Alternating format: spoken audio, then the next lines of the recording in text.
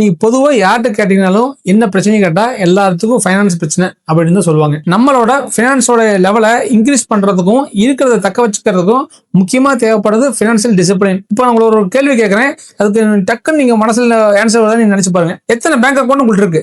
இப்போ இந்த செகண்ட்ல நீங்க கரெக்டா சொல்லிட்டீங்கன்னா நீங்க வந்து ஒரு ஃபினான்ஷியல் டிசிப்ளின்ல பேசிக்கா நீங்க இருக்கீங்கன்னு அர்த்தம்.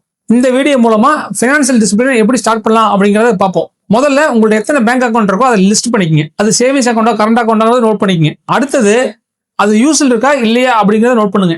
அதுக்கு அடுத்தது அந்த பேங்க் அக்கௌண்ட்டுக்கு செக் புக் இருக்கா இல்லையா அப்படின்னு நோட் பண்ணுங்க. அதுக்கு அடுத்தது டெபிட் கார்டு இருக்கா இல்லையா நோட் பண்ணுங்க. அதுக்கு பாஸ்வேர்டு தெரியுமா தெரியாத நோட் பண்ணுங்க. அதுக்கு அடுத்து மொபைல் பேங்கிங் ஆப் யூஸ் பண்றீங்களா பாருங்க. அது யூஸ்ல இருக்கா இல்ல யூஸ்ல இல்லைன்னா பாருங்க.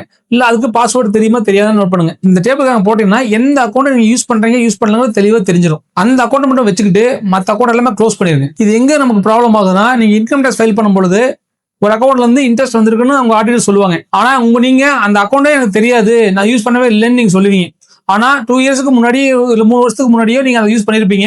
அது டார்மன்ட் ஸ்டேஜ்க்கு போயிருக்கும். இதனால தேவையில்லாத கன்ஃபியூஷன். முதல்ல ஃபினான்ஷியல் டிசிப்ளினா இதை நீங்க ஒரு லிஸ்ட் பண்ணிட்டு தேவையில்லாத கூட க்ளோஸ் பண்ணுங்க. க்ளோஸ் பண்ணிட்டீங்கன்னா உங்களுக்கு ஒரு தெளிவான கிளாரிட்டி கிடைக்கும். மேலும் இது போன்ற தகவலுக்கு ஸ்டே கனெக்டட் வித் SK.